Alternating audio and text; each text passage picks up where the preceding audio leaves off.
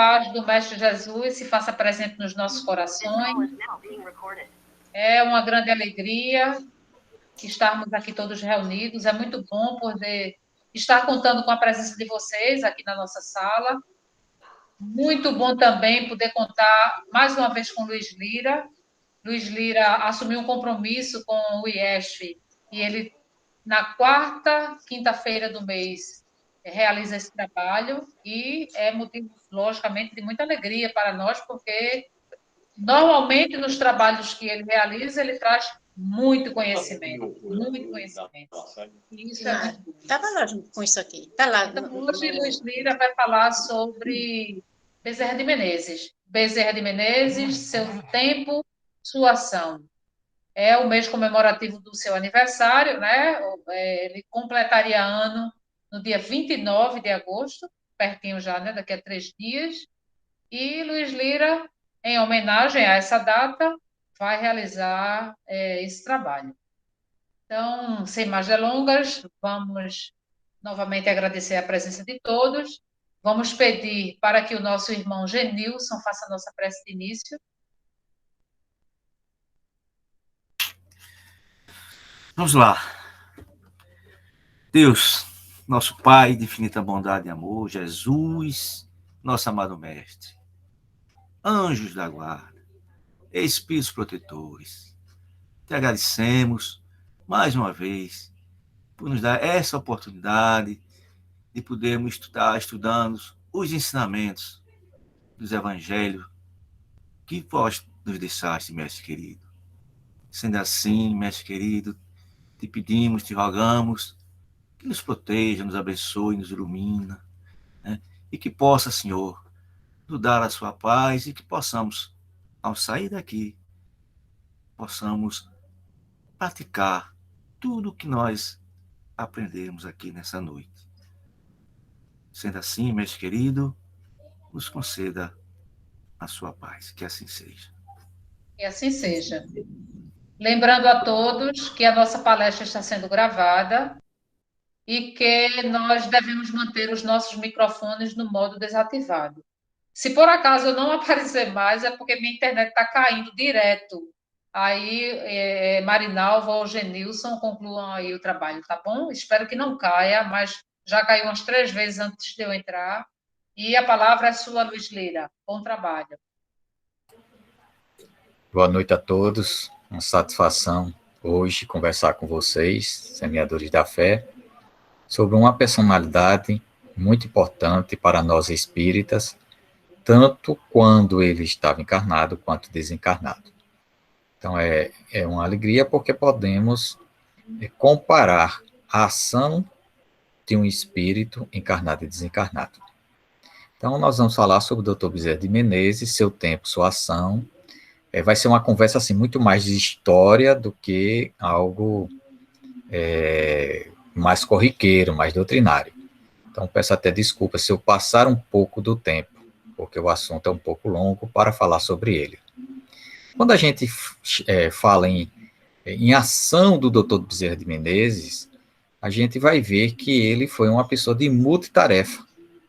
Então, ele foi médico, militar, político, empresário, intelectual, espírita e espírita. Então, é muito amplo o seu trabalho e a gente vai dar uma pincelada sobre todos esses aspectos. Para a gente analisar a personalidade de uma pessoa é muito difícil, porque teríamos, nós espíritas, já sabedores das múltiplas existências, teríamos que pegar algumas encarnações anteriores, a encarnação que nós estamos fazendo os estudos e sua ação no plano espiritual. Aí a gente tem uma ideia do que seja esta pessoa. Felizmente, vamos pegar aqui só do aspecto de médico em diante. Então, vamos falar um pouco sobre o Brasil do século XIX. Não dá para falar de alguém fora do seu contexto. Como era o Brasil no século XIX, na época do Império? Primeiro, o Brasil, quando começou o século XIX, ele aspirava por uma autonomia. Nós já tínhamos algumas revoltas para a independência do país. Teve a Inconfidência Mineira, a Conjuração Baiana, O Brasil, no início do século XIX, ele era dividido em 3 estados. Nós tínhamos o estado do Brasil, cuja capital era Rio de Janeiro, nós tínhamos o estado do Grão-Pará e Rio Negro, capital Belém, e o estado do Maranhão e Piauí, capital São Luís. Salvador era uma capital jurídica e eclesiástica de todo o Brasil. Então, a gente então imagina, isso era no início do século XIX. A religião oficial era o catolicismo católica apostólica romana. No início, só para a gente ter uma ideia de quantidade de pessoas, no início do século, toda a população do Brasil era de 3 milhões de habitantes. Hoje, cabe numa capital aí, de Belo Horizonte. Nós tínhamos Salvador como a mais populosa, tinha 70 mil habitantes. Hoje é um povoado. E o Rio de Janeiro teve 50 mil habitantes. Vamos ver que ao final do século XIX, o Brasil já tinha 3 milhões de habitantes. Era quase uma São Paulo. Então, o século XIX foi um século repleto de acontecimentos políticos, guerras, descobertas importantes para a história do nosso país. Ele envolveu inúmeras batalhas e revolta e disputa pelo poder. Foi um século bastante animado. A gente acha que sempre o passado é melhor do que hoje, né? Mas o século XIX e o século XX do Brasil é algo muito turbulento. A gente vive um momento de paz no nosso país. A sociedade, ela é basicamente estruturada de forma rural. Então, praticamente, a população, a maior parte, vivia nas zonas urbanas, né? Mas a zona urbana era muito desorganizada. As cidades não tinham calçamento, não tinham esgoto, era tudo a céu aberto, uma sujeira grande, os espaços urbanos eram vielas, cortiços, a economia do país era basicamente rural, embora a gente teve um surto de industrialização na segunda metade do século XIX, mas a base da economia do país era em cima da escravidão, que, aliás, uma das maiores em tempo e em quantidade de escravos na história da humanidade. Então, o Brasil tem essa grande dificuldade com relação ao trabalho. Então, nós usufruímos dos braços escravos durante 400 anos. Basicamente, formou o país, foi a escravidão. E todos tinham escravos, todos. Quando eu digo todas as classes sociais, né? Porque, inclusive, existiam aforeados, escravos aforeados, né? Já livres, que também tinham seus escravos, porque depende da atividade que ele exercia. Se ia para a agricultura, que é a base, tinha que ter mão de obra para isso. O que foi que ocorreu?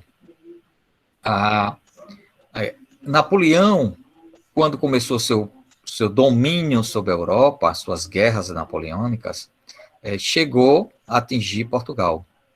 E aí o rei, no caso, o príncipe regente Dom João VI, porque a rainha Dona Maria, chamada Louca, ainda estava encarnada, então ela era a rainha enquanto ela não morresse, o seu filho era Dom João VI, como príncipe ele era o regente, mas ainda não era o rei.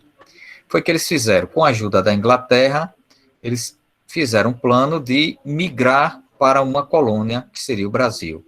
Foi um fato único no século XIX que isto ocorreu. Então, eles migraram de forma apressada, chegaram primeiro em Salvador, e de Salvador depois migraram para o Rio de Janeiro. O Rio de Janeiro era a capital do estado do Brasil. O que é que ocorre? O Rio de Janeiro não tinha mais do que 35 mil habitantes na época. E a família real e a corte era de 10 a 15 mil pessoas. Agora vocês imaginem, chegar no Brasil colônia, um país ainda muito ligado à Idade Média, e de repente chega a Idade Moderna, e um terço da cidade ela é de repente invadido pelo europeu. com gostos europeus. Eles acharam um horror aqui o Rio de Janeiro, né? Disse, olha, isso aqui não é uma cidade para viver. Então, o impacto da família real, ele trouxe uma organização na cidade e no país. E, graças a isso, acelerou no Brasil o seu desenvolvimento. Então, e aí partiu-se a discutir sobre a escravidão do país. Então, boa parte do século, o assunto era a escravidão. Então, a gente imagina que a Lei Áurea, 13 de maio de 1888, foi o marco da libertação dos escravos. Quase que não tinha mais escravos na época. Eram poucos. Porque, ao longo do século XIX, vieram várias leis inibindo a escravidão. E uma das principais delas, em 1866, proibia o tráfico negreiro. Significa, se qualquer navio que fizesse de forma irregular, todos os cativos seriam libertos na hora. Lógico, como o Brasil, a coisa sempre dava um jeito de esconder e escamotear. Mas este é o panorama do século XIX, este é o panorama no qual agiu o doutor Bezerra de Menezes. Então, nós vamos ver agora essa ação. Porque ele foi o homem do seu tempo, né? Então, alguns pontos básicos, lógico que eu não trouxe todos, que não daria aqui, né? O contexto. Família real chegando no início do século. Em 1815, o Brasil passa a ser Reino do Brasil, que significa um reino unido com Portugal. Então, não era mais uma colônia, subiu a status de rei, porque não tinha sentido a família real estar aqui no Brasil e não ter status de rei. Então, ele subiu a status de rei. Em 1821, Portugal, junto com o Brasil, determinou que aqui seria uma monarquia parlamentar portuguesa, porque foi quando Dona Maria faleceu, desencarnou, e o príncipe regente Dom VI se torna rei do Brasil e de Portugal. Aí o Brasil se torna uma monarquia parlamentar portuguesa. E com o retorno do Dom João VI para Portugal, deixou seu filho, Dom Pedro I, que proclamou a independência. Eu estou falando dessa forma, a gente sabe que não é tão simples, né? Proclamou a independência do Brasil. Ele se recusou a voltar para Portugal, então ele não tinha outro caminho a não ser declarar a essa independência. E entre 1822 a 1889, o Brasil viveu sob o Império, que é o único império das Américas. Ele viveu esse período, enquanto as colônias espanholas já estavam sendo libertadas e passaram direto para a República, o Brasil ficou com o Império. Em 1824, nós tivemos a nossa primeira Constituição, ou seja, um país muito recente em termos de democracia. Existia um quarto poder, que era o poder do imperador, no caso de Dom Pedro I, que chamava-se o moderador.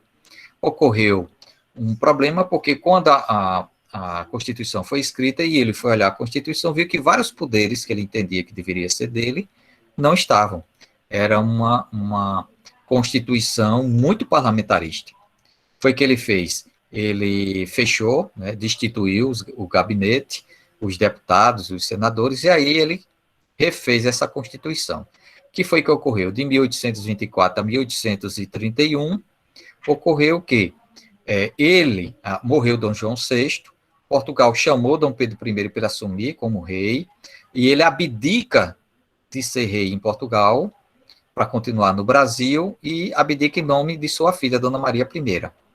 Dona Maria I assume como rainha em Portugal, e ele continua aqui. Só que em 1830 para 31, o seu irmão Dom Miguel e sua mãe, Carlota Joaquina, dão um golpe e destituem a Dona Maria I, e assume com poderes absolutos, com a visão absolutista. Aí é quando Portugal faz uma pressão em cima de Dom Pedro I, que já estava mal visto do Brasil por conta dessa questão da Constituição, ele vai e abdica em favor do seu filho com 5 anos de idade, Dom Pedro II, e vai a Portugal, consegue prender seu irmão e sua mãe, e ele torna-se Dom Pedro IV, o libertador de Portugal, chamado o imperador libertador, o imperador constitucionalista. Você veja como é a história, né? Em Portugal, Dom Pedro I é visto como um constitucionalista, no Brasil, um semiditador. É assim a vida. Bem, Então, o que é que ocorreu? Dom Pedro II, muito novo, isso eu estou contando porque a gente vai ver a ação de Dom Pedro, de Dr. Bezerra de Menezes como político, que praticamente foi a maior parte da sua existência como político, é este meio no qual ele estava vivendo. Né? Em 1831, é o ano de nascimento de 29 de agosto de 1831, de Dr. Bezerra de Menezes. Então, nesse momento em que se tem uma junta, uma regência, enquanto o imperador não atinge a maioridade, e aí não deu para esperar, porque o Brasil começou a estourar revolta em todos os locais, movimentos separatistas, e o regente não tinha poder quase nenhum. Foi quando houve o golpe da maioridade, aonde instituiu que aos 14 anos Dom Pedro II poderia ser na maioridade. Ele assume, e a partir daí tem um longo reinado, até 1889, então um dos mais longos reinados de um monarca que pode ter tido. Bem, nós tivemos a nossa grande guerra, foi a guerra contra o Paraguai, de 64 a 70, nós tivemos o fim, entre aspas, né, da escravidão com a Lei Áurea, e em seguida a República. Então o Brasil passou por 5 modelos políticos. Era colônia, no início do século, depois passou para Reino Unido do Brasil, monarquia parlamentar, império e depois, aliás, 4, e depois república. Não é? Veja aqui que a coisa não foi fácil. Bem, dado esse contexto, a gente agora vai ver um panorama da existência do Dr. Bezerra. Ele nasce em 1831, ele nasce numa família política, né? Inclusive seu avô, ele lutou pela Confederação do Equador, foi preso, ia para a prisão, ia ser fuzilado, mas transformou-se em prisão perpétua, mas ele desencarna no caminho da prisão. Seu pai era o líder do Partido Liberal, tinham praticamente 2 partidos no Brasil, era o Conservador e o Liberal. O Liberal com bandeiras mais socialistas, com bandeiras também, não é, ligado à liberdade das empresas. Então, era algo misto aí do que a gente tem hoje. Então, ele nasce, o pai dele era líder desse Partido Liberal, numa área lá do Ceará, em Riacho do Sangue, que a gente já conhece. Ele, aos 14 anos, ele vai ao Rio de Janeiro, embora sua família já foi perseguida, ele teve que ir morar no Rio Grande do Norte, e aí, no retorno, ele migra para o Rio de Janeiro e vai cursar medicina. Então, ele faz medicina no Rio de Janeiro, se gradua, e ao se graduar, isso a gente vai ver mais na frente, ele entra como cirurgião tenente do Exército. Também em 58 ele ele casa com sua primeira esposa, tem 2 filhos. De 61 a 68, ele é vereador da cidade do Rio de Janeiro. Em 65, ele contrai a segunda núpcia, porque sua primeira esposa faleceu assim muito rápida, e ele casa com a meia-irmã da sua esposa. E aí ele vem ter 13 filhos. As biografias falam que o Dr. Bezerra só teve 10, mas ele, na verdade, teve 15 e adotou ainda mais um. Ele foi deputado pelo Rio de Janeiro de 67 e em 69 ele publica um livro sobre a escravidão. Ele faz um esquema de como deveria ser libertados os escravos, porque não adiantava só libertá-los, tinha que dar educação para inserir eles na sociedade, é uma coisa bem avançada para a época. Aí, em 68, a Câmara dos Deputados é fechada, e ele vai para a atividade empresarial, então ele vai ser um dos sócios, que a gente vai ver, de companhias, de bonde, de trilhos de bonde, puxada a burro, é diretor também de outra empresa de arquitetura. E depois ele volta a ser vereador, de 73, e em 78 ele é eleito o presidente da Câmara, normalmente o mais votado. Então ele é presidente da Câmara, quase 7 anos, e de 78 a 85 ele volta a ser deputado geral, porque você podia acumular, porque vereador não ganhava recurso nenhum, você era por ser. Deputado tem ajuda de custo, e ele tinha que continuar a trabalhar como médico, senão não se sustentava. Em 86, ele fez um discurso se afirmando como espírita. Em 89, ele organiza o primeiro estudo sobre o Livro dos Espíritos no nosso país, Em 91, um ano após ser publicado Obras Póstumas, ele é o tradutor desta obra para o português.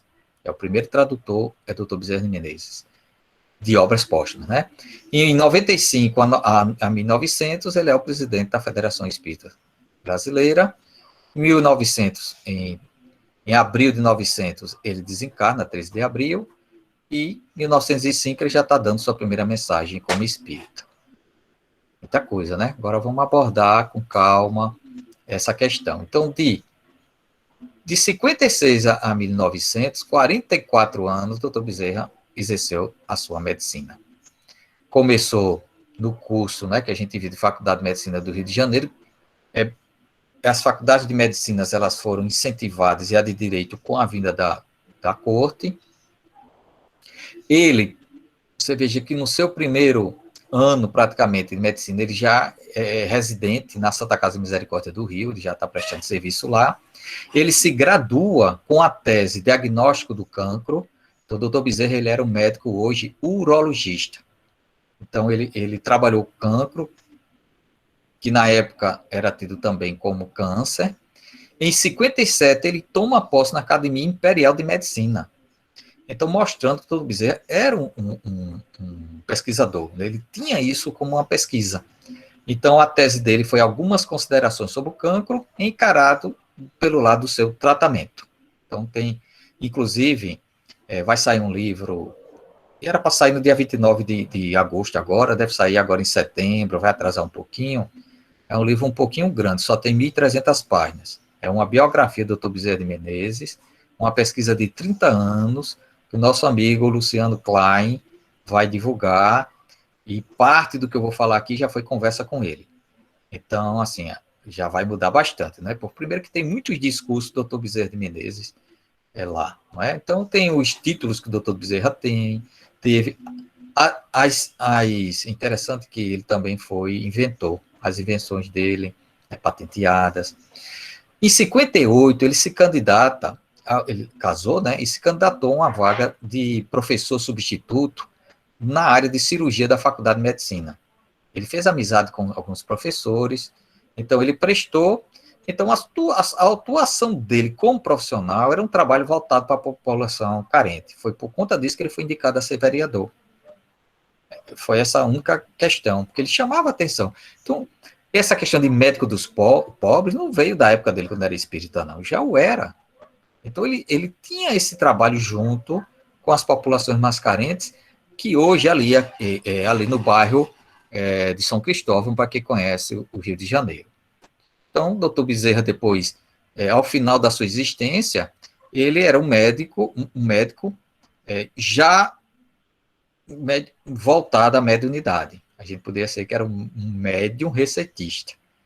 Então, por isso que a lei, na época, não o alcançava, né? Porque tem um decreto que proibia você prescrever remédios, principalmente os espíritas, como charlatanismo. Mas como que ia alcançar o doutor Bezerra de Menezes, se ele era médico? Não é? Tá aí ele como médico. Ele tem uma colocação como médico que nós sempre vem à mente, né? Ele diz que o médico verdadeiro é isto: não tem o direito de acabar sua refeição, de escolher a hora e se perguntar se o local é longe ou é perto.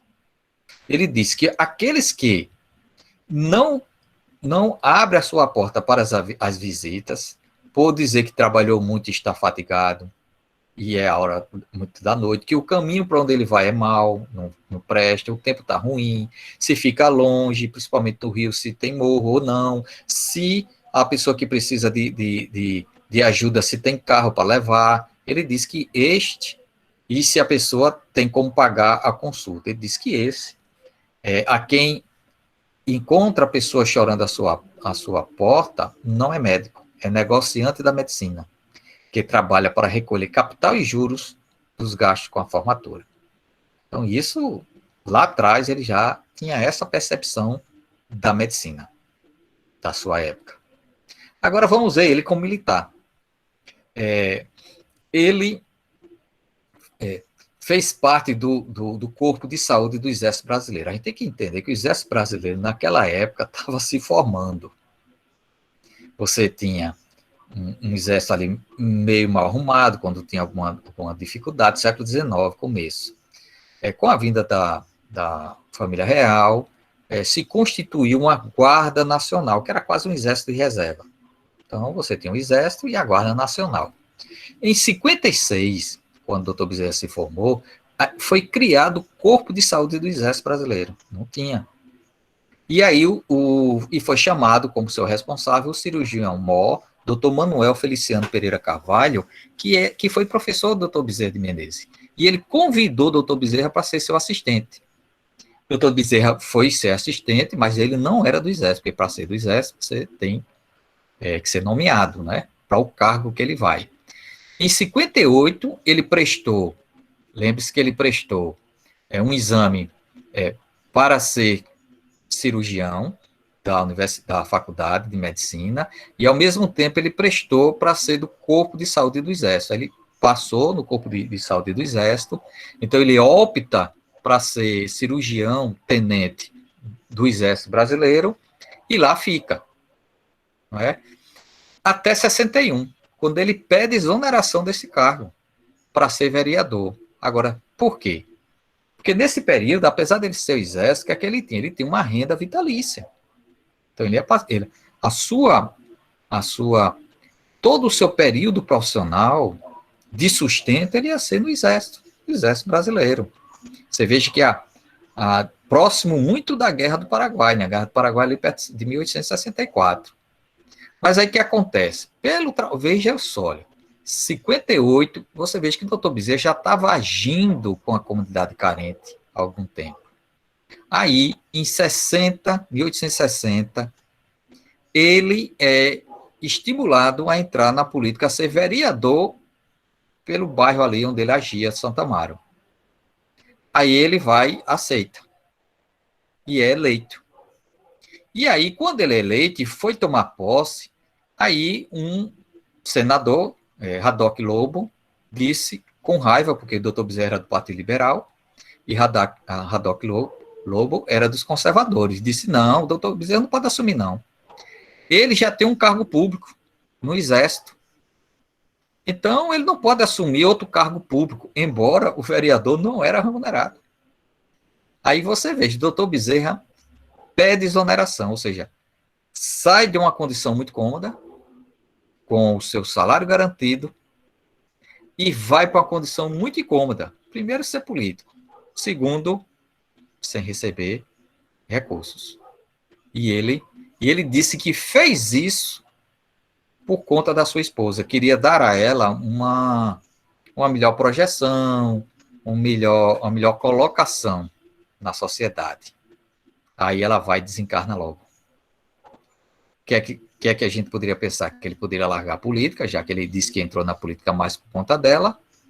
Nada. Estava no sangue dele ser político. E ele continua até desencarnar. Então, agora vamos ver ele como político, porque quase toda a existência dele foi por política. Então, você veja que essa apresentação ela já está desatualizada, porque eu coloco de 1860, quando ele se candidata a vereador, até 1885, quando ele passa a ter uma atuação grande no espiritismo. E dentro do movimento espírita, há essa colocação, que quando ele entrou no movimento espírita, ele deixou de ser político, mas não é. Luciano vai provar que ele continua como político, ele foi chefe do Partido Liberal até desencarnar, inclusive se candidatou a deputado já na República, tendo, inclusive, ganho, mas só passou um mês ou dois exercendo. Então, ele sempre foi político. Então, a gente até quebra esse romantismo, não, ele foi ser político, então, ele deixou de ser político porque ele foi ser espírita, os documentos não provam isso. Então, o que é que nós vamos ver? O Partido Liberal é um partido de oposição ao governo. Que governo seria isso? Não estamos na República, a gente está no Império, lembre-se. Em 1860, Dom Pedro II. Como é que era o sistema político brasileiro? Você tinha a Câmara dos Deputados, né? Você tinha, aliás, a Assembleia Legislativa dos Deputados, você tinha o Senado, e o senador era vitalício o cargo, só saía quando morria. E você tinha dois partidos, o liberal e o conservador, tinha-se o judiciário, e você tinha o executivo. Quem era o executivo? Era um gabinete, chamado gabinete, é como se fosse o primeiro-ministro. Então, o imperador, né, escolhia o chefe do gabinete, e o chefe do gabinete escolhia os ministros do país. Então, isso era o poder executivo. Aí tinha a Câmara, o Senado, poder executivo, e tinha o judiciário. E tinha um quarto poder, que era o imperador. Era assim que a coisa funcionava, ele era o moderador. Então, ele podia destituir o gabinete, ele podia, na fala do trono, que acontecia uma vez por ano, ele dizia as diretrizes para onde queria andar o país, e às vezes o pessoal reclamava muito Dom Pedro II, por duas coisas. Você vê como é, a sociedade nunca está satisfeita. Uns reclamavam que ele não queria saber nada do dia a dia do país. Outros reclamavam, principalmente o chefe de gabinete, que ele ficava se intrometendo em tudo que é coisinha que tinha lá. Então, não agradava a ninguém. Doutor Bezerra, lógico, como opositor, sempre opositor do Partido Conservador, e Dom Pedro II, o que é que ele fazia? Ora ele punha alguém como chefe do gabinete do Partido Conservador, ora ele colocava de liberal. Logo no início desse negócio de gabinete, ele colocou liberal. Aí depois, mais de 13, 14 anos, só dava conservador. Então, nos discursos de Dr. Bezerra, ele pegava bem em cima do imperador da seguinte forma: ele disse que queria ver uma nação aonde os seus cidadãos não estivessem aos pés da monarquia, mas a monarquia a serviço do povo. Ele era muito incisivo nos seus discursos. Os seus pares gostavam de ouvi-lo, porque ele tinha um raciocínio, e tem livros, tem um livro sobre os seus discursos na Câmara, são poucos, mas esses discursos estão lá. É interessante quando a gente vai ler, que é uma parte da história do Brasil. Você vê Dr. Bezerra debatendo com Joaquim Nabuco, debatendo com Rui Barbosa. É interessante. É outra riqueza, é outro homem, é um homem de energia, de raciocínio rápido, fina ironia, mas sabia castigar quando queria. Então, tinha um chefe do gabinete que assumiu por três vezes, não consecutivas, mas a última vez, Dr. Bezerra fez vários pronunciamentos para tirá-lo, e a pessoa terminou realmente saindo por vários outros motivos, mas ele pegava duro, mostrando as incoerências. Então, ele passa de 60 a 68 como vereador do Rio de Janeiro por duas legislaturas, então é de 61 a 64, 64 ele é reeleito até 68. Ele acumula como deputado, e aí sim, ele foi eleito deputado de 67 a 68, quando a Câmara foi dissolvida. Aí ele vai para a área privada, né, vai trabalhar como sócio de empresas. Em 73, ele retorna como vereador do Rio de Janeiro até 85. 3 legislaturas. Então, 2 de vereador, mais 3, 5 legislaturas de vereador, 5 vezes 4, 20 anos como vereador do Rio de Janeiro. Só que tem uma questão que a gente passa despercebido. Ele ocupou várias vezes, interinamente, a presidência da Câmara Municipal, que hoje equivale a ser prefeito. Então, ele foi várias vezes prefeito do Rio de Janeiro. Só que em 78 ele foi efetivado, então ele passou 7 anos como prefeito do Rio de Janeiro, de 78 a 85. Então tem muitas charges com relação ao Dr. Bezerra, mas o relatório dele do que fazia na cidade do Rio de Janeiro, isso é que é interessante. Então um homem desse é um homem de ação, minha gente, que deu o rosto dele, é uma exposição pública muito grande, né? E ele disse, olha, que calçamento era 70, não sei, 1.000 metros, ele deixou com 400, ele acabou com muitos cortiços, que ele disse que era um antro de prostituição, de vícios, então urbanizou parte, ele tirou o mercado público que era dentro da cidade, ele disse por questão sanitária, relocou para o subúrbio, ele trabalhou, ajustou a indústria do fumo, o discurso dele defendendo a classe social mais baixa, defendendo os abolicionistas, faz gosto de se ler. É uma leitura que você vê um homem em ação. Então, não é porque desencarna e transforma no Dr. Bezerra, não. Ele já era um homem de caráter, voltado ao social. Que mais? E ele vai ficar como deputado até 85, por 2 legislaturas, mais uma anterior, 3 vezes deputado. E ele faz parte de uma comissão de orçamento. Eu li o relatório dele do orçamento. Realmente é uma pessoa que sabia o que falava. Então, ele tanto entendia de medicina, quanto entendia de contabilidade, economia, da educação. Você sabe que ele foi o primeiro a propor a separação da faculdade de farmácia de medicina.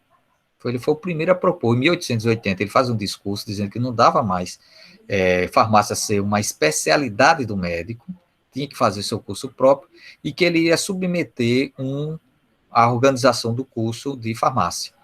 Mas nós procuramos, não achamos. Em 1881, deveria estar, não ocorreu um novo curso de medicina que continuou, tanto a dentista como farmácia, médicos especializados, porque eu acho que farmácia só no século XX é que se separou de medicina.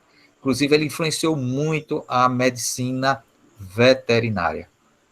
E ele fez o primeiro pronunciamento e lei sobre o manejo do florestamento da cidade do Rio de Janeiro. Então, é um cara, assim, como político, ele agiu em várias frentes de serviço. Então, aqui, o 13º trabalhador doméstico foi o doutor Bezerra de Menezes. Aliás, o aviso prévio, ele instituiu o aviso prévio de 30 dias. Ele denunciou poluição, foi membro de obras públicas. As pessoas gostavam, porque como ele foi empresário, então ele tinha uma noção empresarial das coisas. O que é que ele diz da política? Ele diz, a política, como eu a compreendo, isso foi um discurso dele, viu? Não é uma especulação dos homens, é uma religião, a religião da pátria, tão sagrado e obrigatório como o culto das verdades eternas que constituem a religião de Deus. Ele era um homem religioso, ele era um homem católico, mas não era praticante. E, aliás, tem um embate dele com o Rui Barbosa, já em 1884, 81, aonde ele vai defender a possibilidade de fazer um cemitério católico. Veja como era naquela época a Câmara dos Deputados. Aí o Rui Barbosa disse, olha, você tem muita coragem de falar de religião aqui dentro, porque você sabe que todos nós somos positivistas. Nada com religião aqui dentro. Então não é à toa que quando veio a República, veio com os símbolos positivistas. Ordem e progresso, separação da igreja do Estado. Porque isso já vinha sedimentando há bom tempo. As coisas não acontecem da noite para o dia. E ele vai para conseguir, pelo menos, que um cemitério, a pessoa possa ser enterrado num cemitério católico. Não queriam. Todo cemitério tinha que ser civil. E pronto. Que era a época, né? Então, o período dele de empresário, ele foi o sócio fundador da Estrada de Ferro Macaé-Campos, que são 2 municípios do Rio de Janeiro. Essa Estrada de Ferro depois passou, inclusive, a ter o nome dele. Um vagão, aliás, um comboio de trem tinha o nome dele.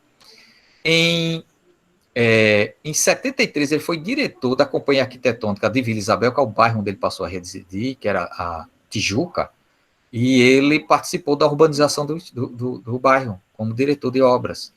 Em 75, ele foi o presidente da Companhia Ferrocarril de São Cristóvão, que é um bairro que ele tinha a sua base política. Essa Companhia Ferrocarril tinha os trilhos do trem, um bonde puxado por burro. Era esse o trabalho. E é engraçado ele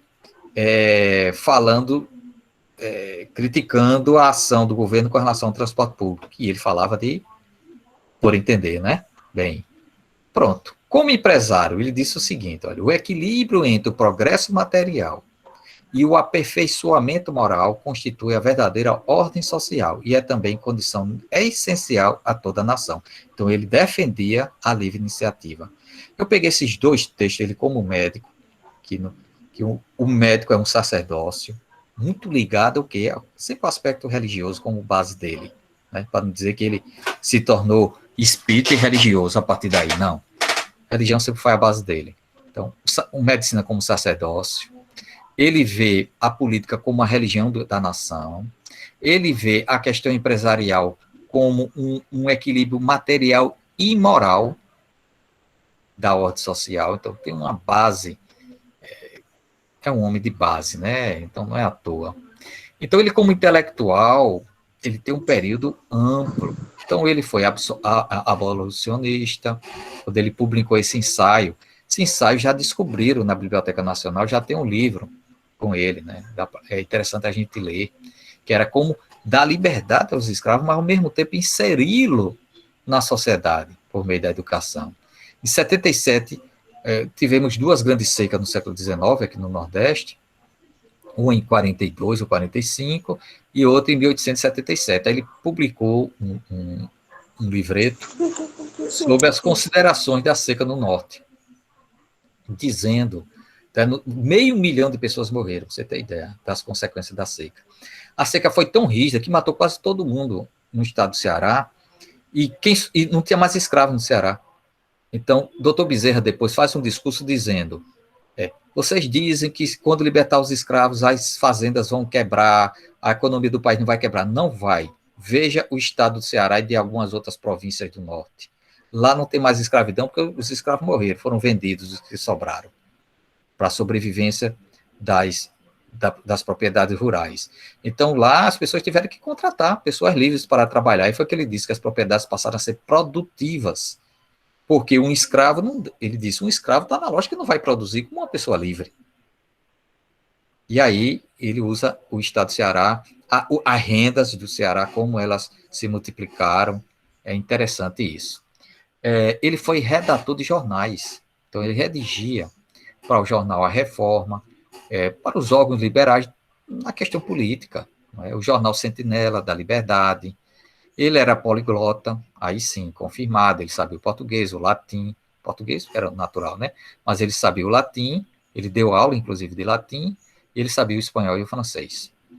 Ele era escritor, ele escreveu o Dicionário Bibliográfico Brasileiro. Aliás, segundo o Dicionário Bibliográfico Brasileiro do século XIX, ele escreveu mais de 40 obras.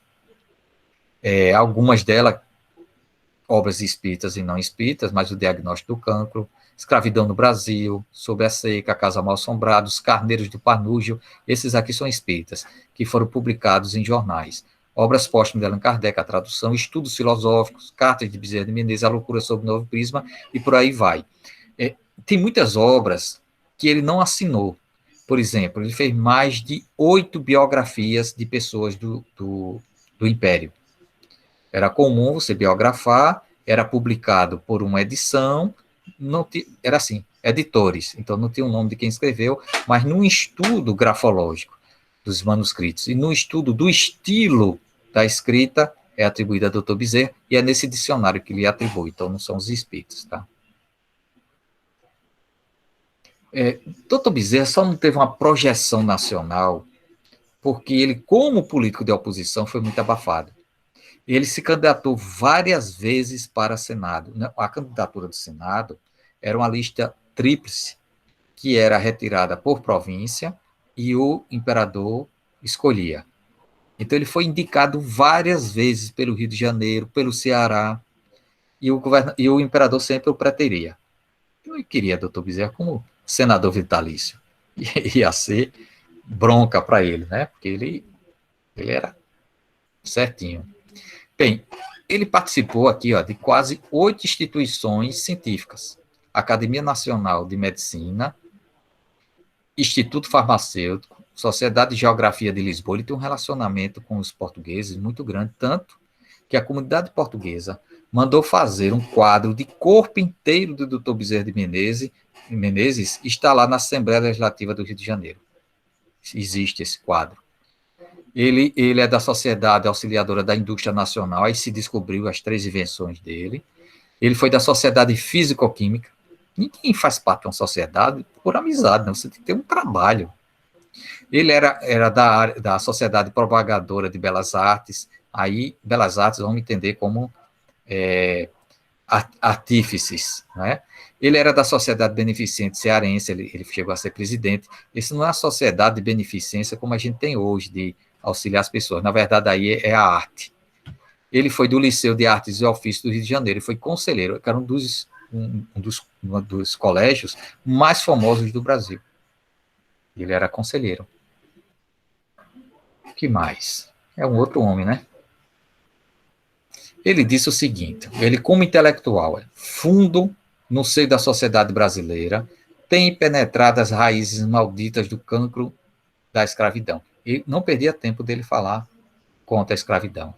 Legado funesto de tempos barbarescos em que o próprio Aristóteles punha a filosofia a seu serviço e os sábios brâmanes faziam o céu intervir em sua confirmação. Essa lepra social tem resistido a todas as revoluções salutares que constituirão o mundo segundo as leis do Cristo e segundo os princípios da Revolução Francesa. Por que eu coloquei esse texto? Você veja um texto pequeno aqui. Quantas coisas ele citou como intelectual? Ele cita Aristóteles, ele cita a Índia com os brahmanes, ele cita a Revolução Francesa e cita a lei do Cristo. Você veja, sempre marcando tanto Jesus como a religião, como a base dele, a questão moral, como a base da vida dele. Isso é o DNA dele. Agora, ele como espírita, ele foi de 1882 a 1900. Dr. Bezerra teve contato com o Livro dos Espíritos em 1875, quando Joaquim Travasso, tradutor da obra, um dos primeiros tradutores, deu a ele. Ele leu, mas não aderiu de imediato ao Espiritismo. Em 82, dizem, pelas biografias, que ele aderiu ao Espiritismo, mas só em 86 que ele fez um discurso para a sociedade, para mais de 2.000 pessoas, se afirmando como espírita. Porque aí, em 85 ele deixou a deputança, né, de ser deputado, em 86 ele fez discurso. Aí induz as pessoas, e a maioria dos biógrafos, a dizer que Dr. Bezerra fez esse discurso quando ele deixou de ser deputado e pronto, morreu política para ele. Ao contrário, não morreu política. Ele continuou até desencarnar. De 87 a 93, ele atendia no Centro União Espírita do Brasil, ele foi um dos maiores divulgadores do espiritismo do Brasil. Olha, o jornal O País era o maior jornal de circulação do Brasil e circulava também na América Latina e fora para o estrangeiro.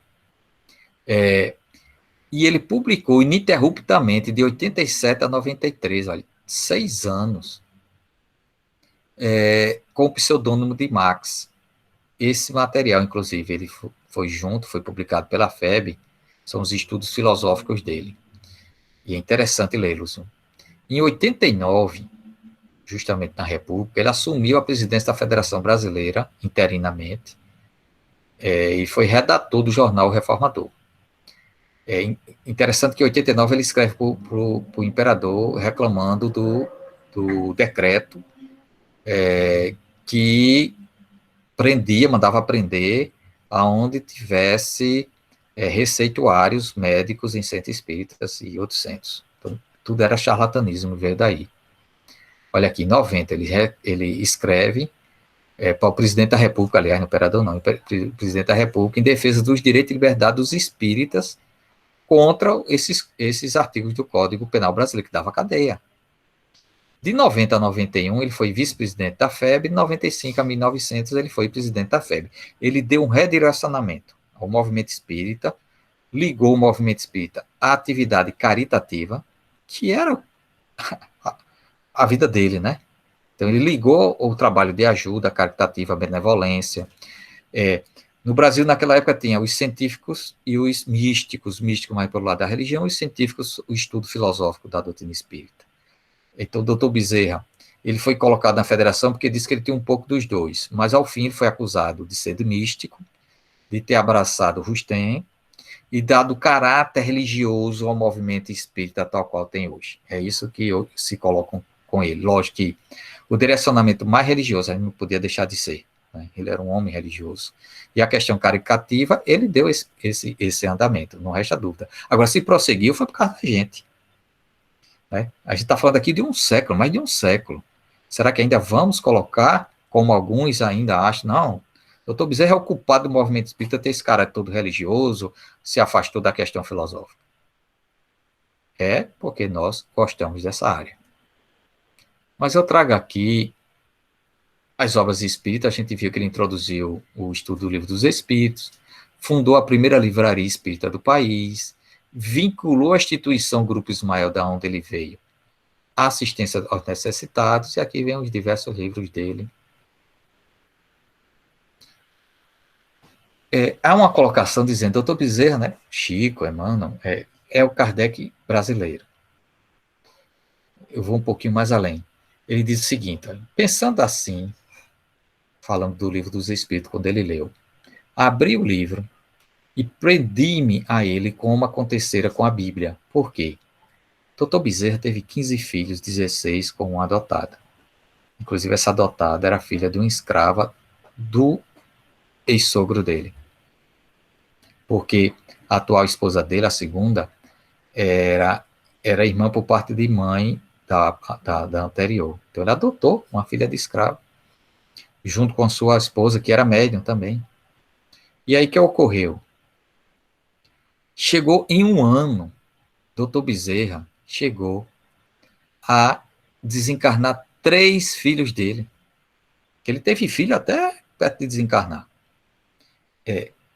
Um de 25 anos, cursando medicina. Uma jovem de 22 anos e uma de 9 anos. Então, só 5 filhos estavam encarnados quando o Dr. Bezerra desencarnou. Dos 16. Então, veja, minha gente, é muita dor. Quando ele desencarnou, ele disse, doutor Bezerra era pobre, não, ficou pobre, ele realmente, nessa época de espírito, ele já estava, assim, as pessoas já falavam, como é que pode um homem desse suportar tanta coisa? E sempre no trabalho espírita e caritativo. Então, foi muita dor que ele saiu dando o que tinha, né? Resultado, quando ele desencarnou, precisou fazer uma vaquinha para poder pagar o enterro dele, porque a família tem dinheiro para nada, para nada. Por isso que alguns filhos ficavam revoltados com ele. É como se tivesse, não tivesse gerido bem os recursos para a família. Então ficaram desamparados. Teve uma ação dos deputados que demorou, acho que 8 a 10 anos para conseguir uma pensão para a viúva dele, passando necessidade muito básica. Então, ele então se voltou para a Bíblia, nesses momentos mais difíceis, antes de ser espírita um pouco, com tantas dores, e ele disse que quando leu o Livro dos Espíritos, ele se prendeu na leitura como ele se prendeu com a Bíblia. E ele disse que não encontrava nada lá que fosse novo para ele. Entretanto, tudo aquilo era novo, porque ele já tinha lido ou ouvido tudo que já estava no Livro dos Espíritos, por intuição. E aqui eu mostro a ação dele como espírito, aí eu não vou me delongar, porque nós participamos desse seu trabalho, né, trabalho espiritual ligado à obsessão, desobsessão e cura. Escreveu mais de 25 livros por vários médios, Chico, Ivone, Dona Ivone, Divaldo, Valdo Vieira e outros. Centenas de centros tem ele como seu guia. É quase uma devoção. Em 1850, isso é uma narrativa que se tem, que em 1950, no plano espiritual, uma homenagem a ele, por 50 anos de desencarnação dele.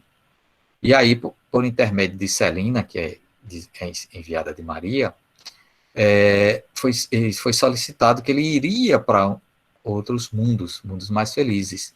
E ele pediu para ficar. E aí, disseram que ele foi, disse que queria ficar até que os seus irmãos terrestres, ele pudesse auxiliar nas provas deles. Pelas dores que ele passou toda, ele sentia, ele era um homem muito ligado ao sentimento do outro. E aqui eu levanto uma tese, né, que depois de algumas colocações que fizeram, ele como sucessor de Kardec. Mas eu levo essa tese por outro lado que eu vou explicar aqui. Aí depois me disseram, olha, essa tese Zeus e Vantui no livro da biografia de Kardec já tinha levantado. Só que lá eu fui ler, eles levantaram pelo lado de que Dr. Bezerra recebeu os direitos autorais da divulgação da codificação em português de Le Marie, foi passado quando ele era presidente da Federação Espírita, o desenvolvimento do espiritismo na época, e por ser rostanguista. É essa tese de Zeus Vantui. Eu vou por outro lado, e não sabia dessa tese. Que foi que me chamou a atenção? Esse homem de ação. Quando eu li os discursos do Dr. Bezerra, eu disse, rapaz, o homem era duro, não era fácil, mas era elegante. E me deu, assim, uma lembrança de quando Kardec perguntou aos espíritos sobre quem seria o sucessor dele. Lógico que Kardec estava pensando em quê? Em um espírita que ia desenvolver a doutrina espírita lá no regime lá da França. A resposta dos espíritos foi, olha, isso para Kardec, certo? Kardec, sua tarefa será assim, aliás, a tarefa do seu sucessor vai ser uma tarefa facilitada, porque o caminho da doutrina já está traçado. E se ele tivesse que desenvolver a doutrina, ele ia se afastar e se perder em si próprio, como já se perderam outros que se atravessaram na estrada. Então, falando do movimento espírita da época. Isso foi em 66, o cara perguntou. A referida tarefa, porém, será mais penosa em outro sentido, visto que o seu sucessor terá que sustentar lutas mais rudes, e o Dr. Bezerra sustentou. A ti, Kardec, incumbe o encargo de conceber a ele de execução. Pelo que esta pessoa terá que ser um homem de energia e de ação. Foi essa palavra que eu... Primeiro, de execução. Que execução seria? O que me veio à mente, a construção de um movimento espírita. A institucionalização do movimento espírita, do ponto de vista de executar, de aplicar a doutrina espírita. E não só o desenvolvimento dela nos seus princípios. Isso já estava feito. E quando eu vi homem de energia e ação, eu digo, rapaz, é Dr. Bezerra que eles estão falando. Aí coloca o espírito para Kardec. Admira aqui a sabedoria de Deus na escolha de seus mandatários. A ti, Kardec, possuis as qualidades que eram necessárias a esse teu tipo de trabalho. Porém, tu, Kardec, não possui as habilidades do seu sucessor. Realmente, Kardec não tem a menor paciência para lidar com essas confusões dentro de casa espírita, de movimento espírita. Até que era um pensador, era um organizador, um cientista do ponto de vista de conceito, pesquisador. Essa é a característica de Kardec. Ele não aguentava um embate de diálogo, não. Ele debatia pela escrita, pela pena. Dr. Bezerra não, é pela pena, é pela palavra, pelo o dom da oratória. Ele não deixava por menos, não. Não era essa aura de um anjinho olhando para o céu, não. O Dr. Bezerra era firme, demais, até da conta. Os seus opositores sofriam mesmo. Sofriam com a sua retórica. Kardec, tu precisas de calma, da tranquilidade do escritor, que amadurece as ideias no silêncio da meditação. Ele precisa da força de capitão, que comanda um navio segundo as regras da ciência, ou seja, do conhecimento. Exonerado o seu sucessor do trabalho da criação da obra, cujo peso, Kardec, você vai sucumbir e morreu mesmo trabalhando, ele, o seu sucessor, terá mais liberdade para aplicar todas as faculdades ao desenvolvimento e consolidação do edifício. Foi outro ponto que eu peguei. Eu vou lhe explicar. Quando Kardec terminou o que é o Evangelho segundo o Espiritismo, os espíritos disseram que a cúpula do edifício da codificação já estava vista, que era a aplicação da filosofia espírita nos estudos do Evangelho. Evangelho segundo o Espiritismo, Céu, Inferno e a Gênese, Milagres e as Predições segundo o Espiritismo. Aí Kardec pergunta, você pode me dizer se a escolha do meu sucessor já foi feita? Aí a resposta, foi e não foi, porque é dada à pessoa dispor do seu livre-arbítrio, que pode, no último momento, diante da tarefa, recusar como elegeu. E o Dr. Bezerra podia dizer, não vamos meter nesse negócio de espiritismo, não. Veja que de 72 a 86, ele já sabia do espiritismo em 72, só em 86 que ela assumiu publicamente. As dores eram tão grandes que o Dr. Bezerra, rapaz, minha vida, olha, não faz mais nenhum sentido. E entrar no processo depressivo. Você veja que a gente diz, não, eu já estou muito velho, já estou muito velha, esse negócio não dá para mudar, não. Os últimos 5 anos do Dr. Bezerra de Menezes foram os anos da sua missão na Terra. Está vendo? Os últimos 12 anos de Kardec foram a sua missão na Terra. Não dá para dizer quando vai ser nossa missão. Pode ser no último minuto da nossa existência. Que a gente levou a existência inteira só para no último minuto dela a gente fazer acontecer. Isso é lição de vida. Aí, é também indispensável que o seu sucessor dê provas de capacidade de devotamento, de abnegação. Se ele soubesse disso e deixasse levar pela ambição e pelo desejo de ser o primeiro, esse sucessor ia ser deixado de fora e ia procurar outro. Tá vendo? Plano espiritual como é, não é mal, não. E aí, veja só. Isso aqui já está público, tá? No portal Projeto Allan Kardec. O que é que eu vi lá? Uma prece de Kardec. Isso aqui não é uma mensagem mediúnica. Isso aqui é uma prece de Kardec, que ele, quando estava aperreado, ele ia fazer uma prece escrita e guardava, e essas preces estão aparecendo. Aí vê só, em 1866, em 2 de dezembro, ele faz uma prece, Kardec. Senhor Deus Todo-Poderoso, quero, quanto mais medito sobre o objetivo final, aqui tem do espiritista, mas pode ser uma grafia errada de Kardec, que espiritismo e espiritista, a diferença é só um é. Então, final do espiritismo, que é a sua constituição em religião. Mas eu sinto minhas ideias se aclararem e o plano se delinear. Sem dúvida, graças à assistência dos vossos mensageiros, porém, mas também eu sinto quanto esse trabalho exige calma e meditação sérias. Ou seja, o plano espiritual estava induzindo Kardec para constituir uma religião. Se me julgais digno de constituir uma religião, Senhor, de uma tal tarefa, fazei e peço-vos que eu possa ter a tranquilidade necessária. Se as circunstâncias me obrigarem a me expatriar, ou seja, sair de morar fora da França,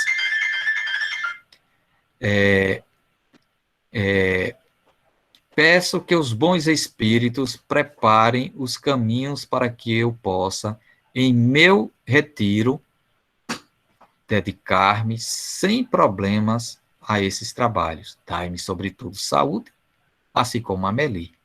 Então, ele ia morar fora da França, ia largar tudo, por conta do impacto que ia ser a dar, não é?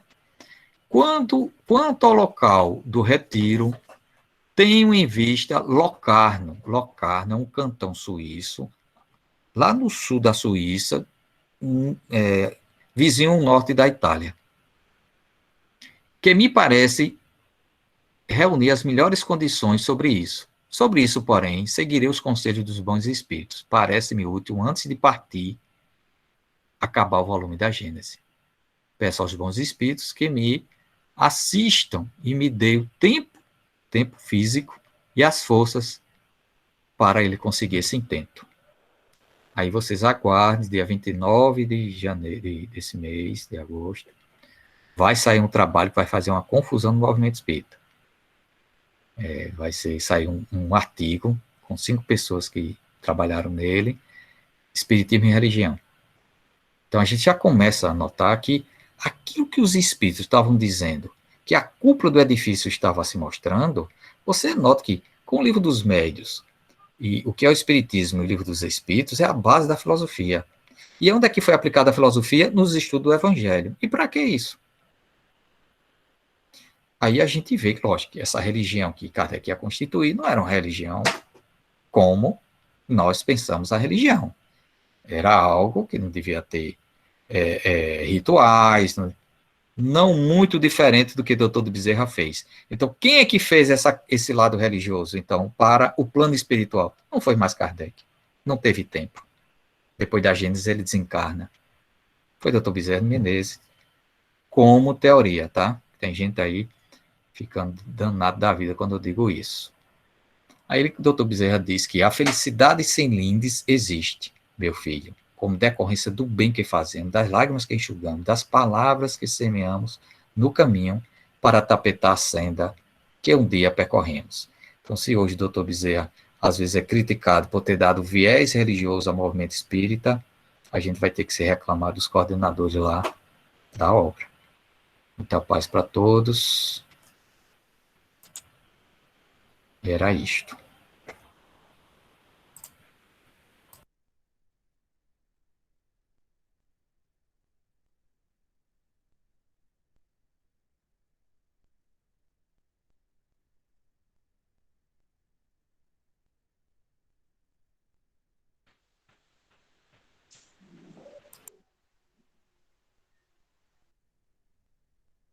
Oi, estão me ouvindo agora, né? Minha internet tem uma caidinha rápida aqui. Bom, nós queremos agradecer a Luiz Lira. Hoje tivemos o verdadeiro tratado de história do Brasil, né? Muito bom trabalho, Luiz, uma pesquisa muito profunda. Fica a nossa gratidão. E para encerrar o nosso trabalho, Arthur vai cantar uma música, Hino a Bezerra de Menezes, e durante a música, que nós possamos elevar os nossos pensamentos em gratidão e possamos fazer as nossas rogativas, porque a música será a nossa prece. Então, gratidão a todos que fizeram parte dessa sala e até a próxima quinta-feira. Arthur, é contigo, Arthur. Vamos lá. Aprendi ele agora há pouco tempo. É lindo, gente, é lindo.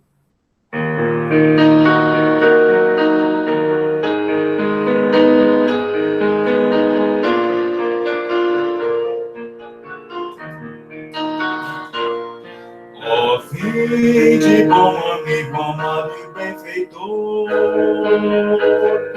das luzes do infinito de cintilações. Ó, vinde amenizar a nossa grande dor, espargindo em mãos cheias as consolações. Bezerra de Menezes, servo do Senhor, apóstolo do bem a nos iluminar, celeste mentor em passes de amor, águas fluidificar, movimentai vossas falanges protetoras, dai-nos as bênçãos redentoras, auxilizando os corações. O sofrer é o bem divinal, que o Senhor nos envia do astral, é o cadinho imortal da perfeição, a nos redimir das nossas vidas mal vividas, do Evangelho todo sois a apoteose do amor, redime a nossa dor com Jesus.